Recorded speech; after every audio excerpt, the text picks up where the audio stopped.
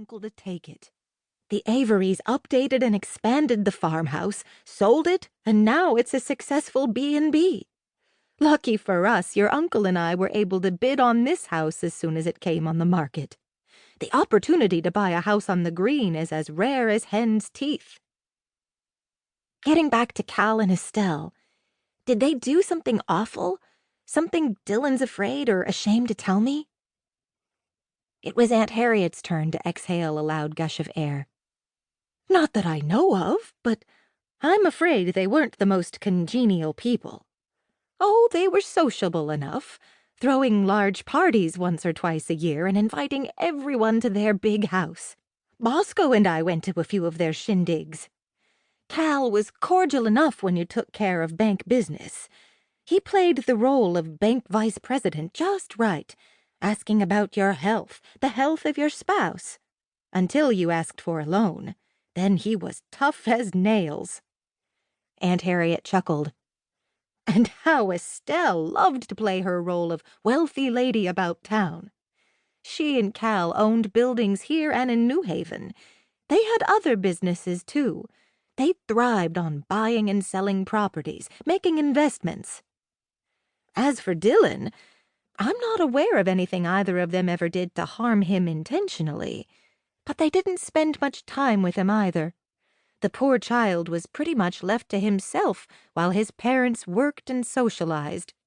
I used to invite him over when you and Jordan came to stay with us. As you know, he and Jordan became fast friends. I smiled when she mentioned my older brother, whom we'd lost 8 years ago. Not a day passed that he wasn't in my thoughts. Dylan continued to come to the farm even after you and Jordan went home to the city. Your uncle gave him chores to do, which he seemed to like, and he sometimes had dinner with us. Dylan never said, I murmured. He doesn't talk much about his life before we met, except to tell me about some of his investigations, chasing after stolen artwork and gems all over the world. I was already dating Dylan when his boss Mac made him a partner in the company. Then Dylan had opened the office in New Haven and began handling more local and less exotic cases. Has he ever mentioned any relatives? Aunt Harriet asked. No. When we got engaged in July, I asked Dylan if he was planning to call family members to tell them our news. He said there was really no one to call, that he liked my relatives and was happy to share them with me. I'm sorry I can't be more helpful, Aunt Harriet said. I suggest you talk to Dylan. Let him know what's on your mind. And if he continues to avoid talking about it? Then I suggest you be patient. Knowing the kind of relationship you two have, I'm sure he'll share everything in time.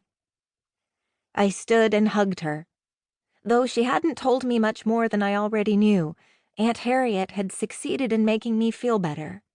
I took her unspoken message to be that while there might be mysteries in Dylan's past, they neither reflected badly on Dylan, nor would they have a negative impact on our future together. I scooped up Smoky Joe, who had wandered into the kitchen to join us. My furry feline had appeared one morning last fall as I was about to drive to work. He was probably one of the barn cats from the farm on the other side of the woods from my cottage. Half grown, he jumped into my car, and I had no choice but to bring him into the library, where he instantly became the library cat. He had proven to be a most sociable creature and was a favorite of patrons young and old.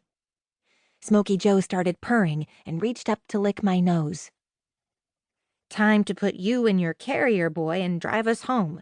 It's been a long day. Dylan called me as I was pulling in front of the cottage. It was situated on the Avery property about 1/4 of a mile past the large house I thought of as the manor. I'd rented the cottage from Dylan almost a year ago, and now we spend most of our time here together. He'd worked late tonight, which was one of the reasons I'd accepted Aunt Harriet's dinner invitation. Hi, babe. Have a good home-cooked dinner? I sure did, though I make home-cooked dinners all the time. Dylan laughed. I don't think bringing home takeout from the gourmet market is considered home-cooked. Did you eat? Gary ran out to the deli down the block and got us a few sandwiches.